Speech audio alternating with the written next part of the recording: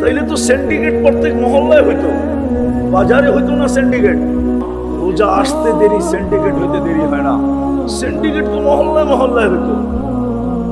বড় লোকরা মিলা বলতো, ভাই 10 জন মিলাই মহল্লা বুক, ইফতারি আমরা পাঠাবো, কেন আমাদের জাহান্নাম থেকে মুক্তি প্রয়োজন।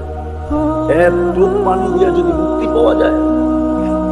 অথচ আজান যখন হবে, এই উত্তরানা সারা বাংলাদেশের যত রোড আছে, হাজারো মানুষ হাফায়া হাফায়া দৌড়াইতে থাকে। কেউ একটা পানির বোতলের জন্য দোকানের পাশে যায় দাঁড়ায়। অনেক সময় বেচতেও চায় না, বা ইফতার করবো না পানি দিব।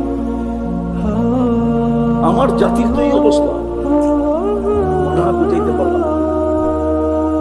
এটা তো প্রত্যেক বাড়িওয়ালারা, দোতলাওয়ালারা 3 তালাকে বুক দিত, নিচতলা দোতলাকে বুক দিত, ইফতারি আমি পাকায় পাঠাবো, আমার জাহান্নাম থেকে মুক্তি হওয়া দরকার। তাহলে ওই বইনও বলতো, তোমার যখন দরকার আমারও দরকার, তুমি আমারটা পাকায় পাঠায়ও, আমি তোমারটা পাকায় পাঠাবো। খবরদার যদি তুমি তোমার জন্য কিছু পাকাই না।